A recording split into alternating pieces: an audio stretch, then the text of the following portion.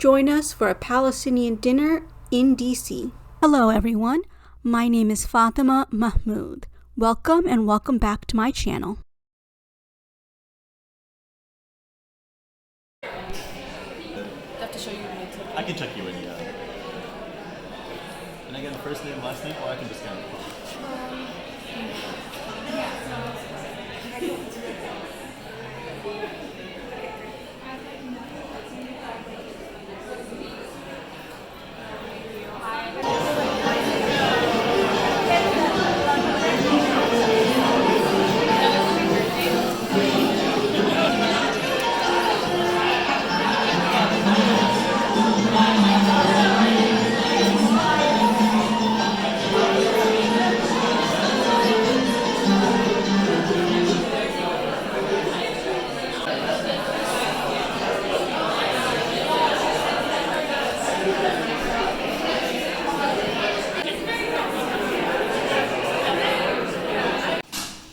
Next week, October 5th, we are going to present Voices from Palestine, which is a new theater piece developed with the museum volunteers to mark 2 years since the genocide in Gaza began. This was the first emotion I felt when they started the genocide. Watching day in, day out as men, women, and children were crushed by the rubble, screaming out for help, grief.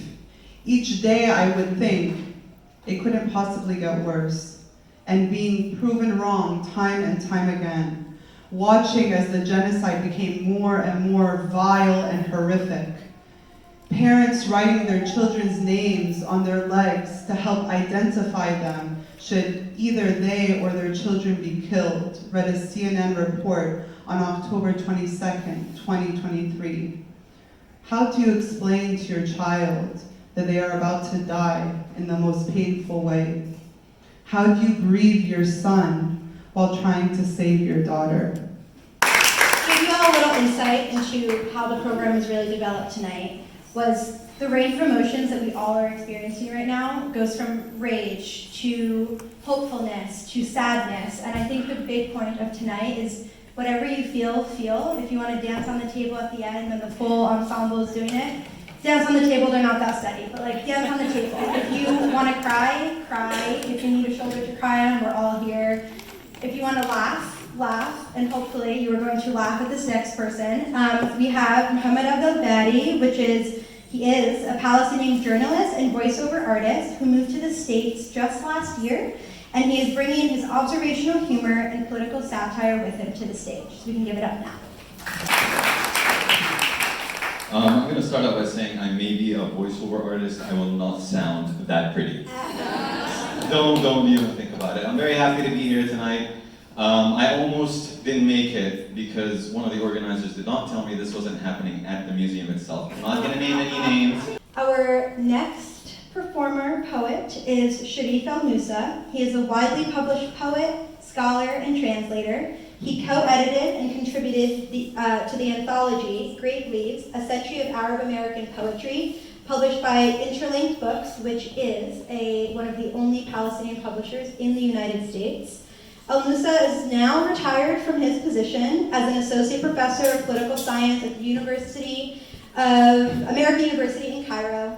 He served for 4 years as the director of the Middle East Studies program. He obtained his undergraduate degree from Cairo University and his doctorate from MIT. He is Palestinian and well-loved in our community. Everyone please welcome Sharif Elmusa. Thanks for the museum, and thank you all for coming tonight. I guess you really have to lower your expectations. After the opera singer and after the comedian, what is a poet, you know?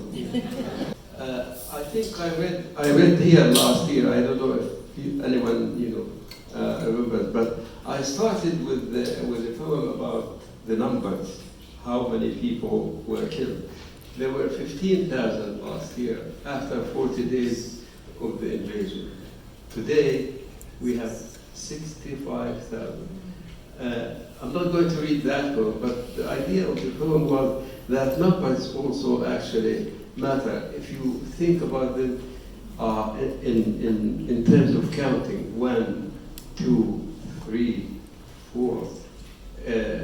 Recently I was at an event and it took several of us for 6 hours to read 4,000 names, which means it would take about 2 weeks for many people to read the number of people who have been killed so far in Gaza in this genocide.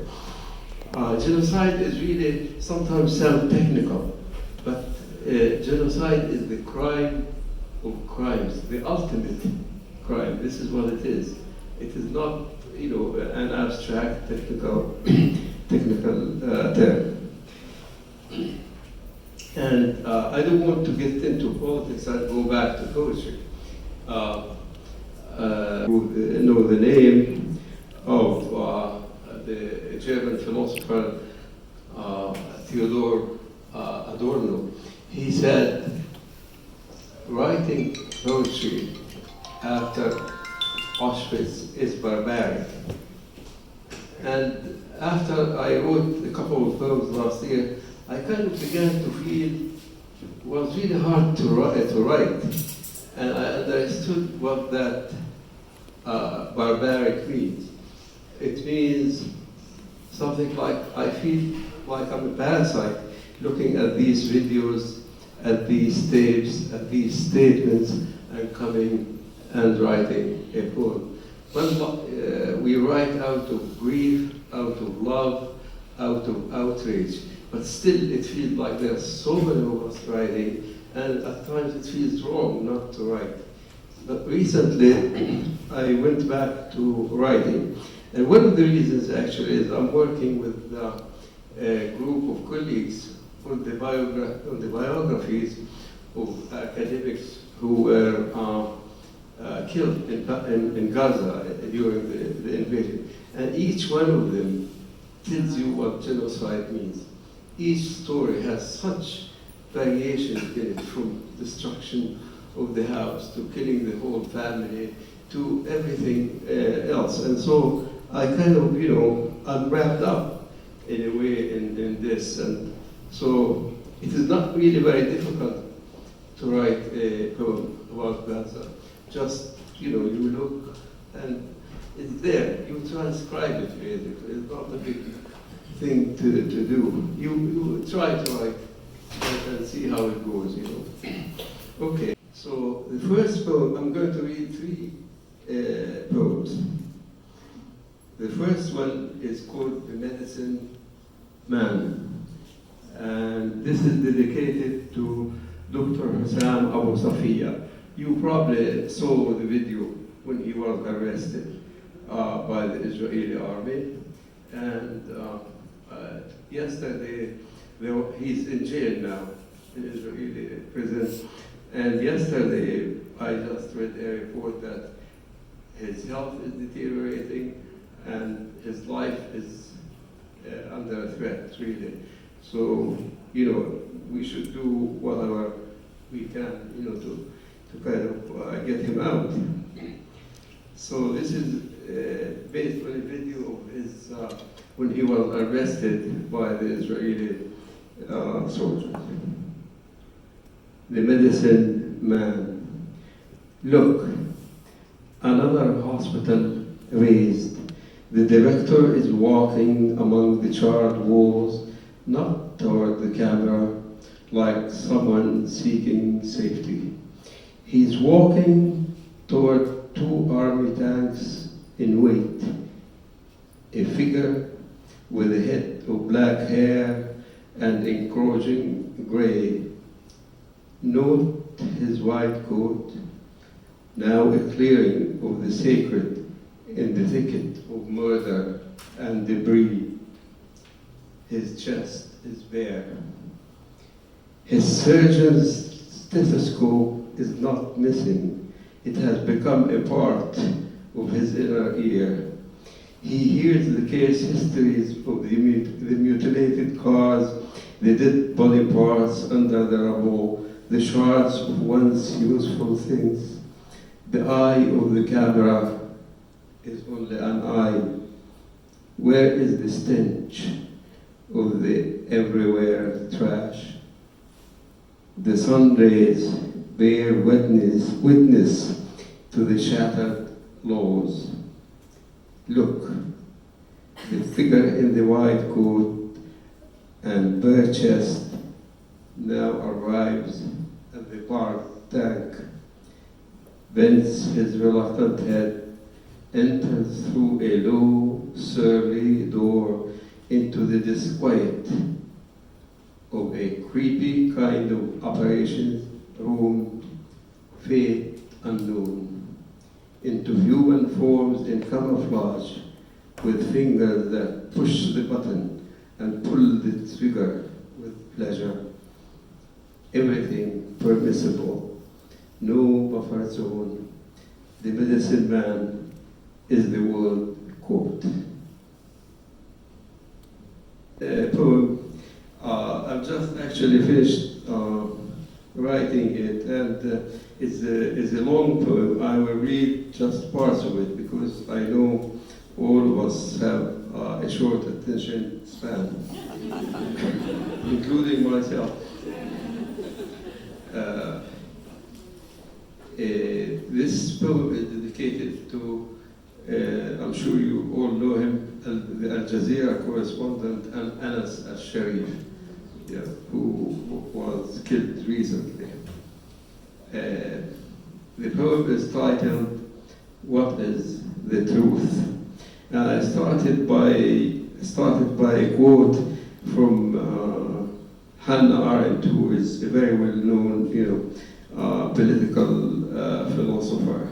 And this is from an article of hers, Lying and Politics. It's really very important, especially to read it in this atmosphere where there's so much lying. She said, the truth teller, whether he knows it or not, in the unlikely event that he survives, he has made a start toward changing the world. I of the world that wanted to see, to glimpse a ray of truth in the heart of darkness. Your voice blended with the boom of the blast, with the horror of the 2000 degrees Celsius.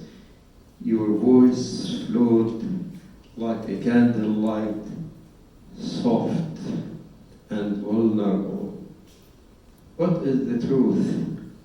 You walking through the rubble of the house, fresh from shelling, the flung furniture that will furnish a living room in memory. You pointing to those buried unburied. Around you, a spectral world of twisted steel. What is the truth? An old woman, a face of skin and bone, a meager body, weariness walking, gasping for air, two small eyes to cry with, your words and your hot tears like her own, pulled down by the gravity of hunger, your words of witness, your tears of witness. You wrote your young man's will as if to fend off the fear of death that won't be in your report. You wanted to be an everyday father, to scaffold your son and daughter as they wobble growing up, to hug them, just to hug them, to light the candles on their birthdays. You wanted your eyes to cast a look of love on the face of your wife and see her face turn from just a face into smile. You wanted to lean on her, she who stood unbent and branched out like the trunk of the olive tree. You wanted to go gentle into that good night. You are the lives you left behind and the truth you scatter in 100 lands. Is called Drink Sinbad. It's about a child and a donkey. You know, children are really natural poets. They always surprise you by how they see the world and how this is supposedly how poetry is. You always see the world in a kind of in a different way, or the world reveals itself to you in a fresh, different than everyday world. And children always do this. Drink Sinbad. The 10-year-old child holds a small bucket of dear water, holds it to the weary-looking donkey that pulled the cart, pulled what remained of the family's furniture, and their resolve to survive, shuttling between house and tent, between tent and leveled house. The child places the bucket in front of the donkey and then tells him, as if he is telling himself, drink, Sinbad, drink, don't die. Thank you. Is that if you look around this room, the very people that are on the streets screaming at the top of their lungs every single day, day in, week out, we have protest photos taken by Liberation Lens, which is a collection of photojournalists in the DC area that have been documenting all of the protests that have taken place since October 7th. So if you may have a chance to look around at the photos, they're out in the lobby as well.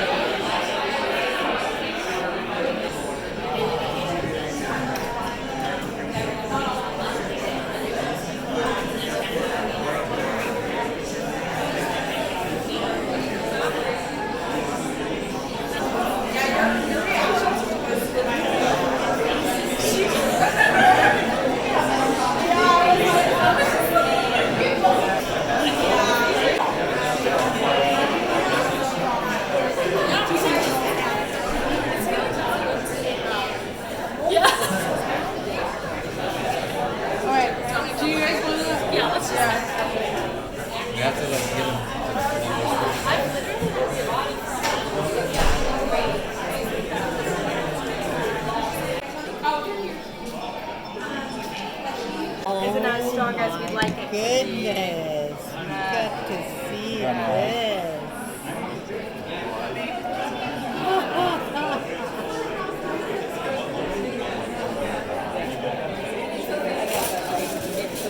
So is this the finished stuff? Yeah, I think it's like the This is regulator, uncooked. but you know, Yeah, going we're slow cooking it. is gonna get it done.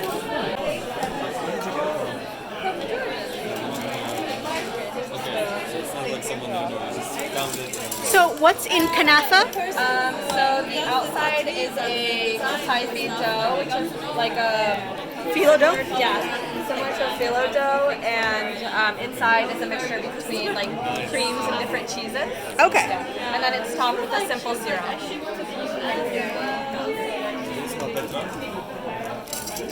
Oh, and what's your company's name? Leventina.cafe. Thank you. Leventina.cafe. Yeah.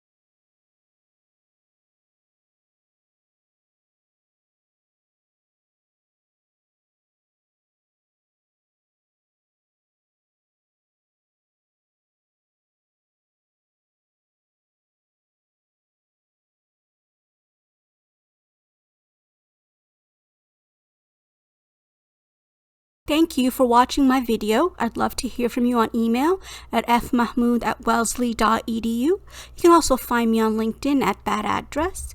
And if you do send me a connection request, please go ahead and send me a note. Before you go, please like, comment, share, and subscribe to my channel. I'd really appreciate it. And please go ahead and watch my next video. Thank you.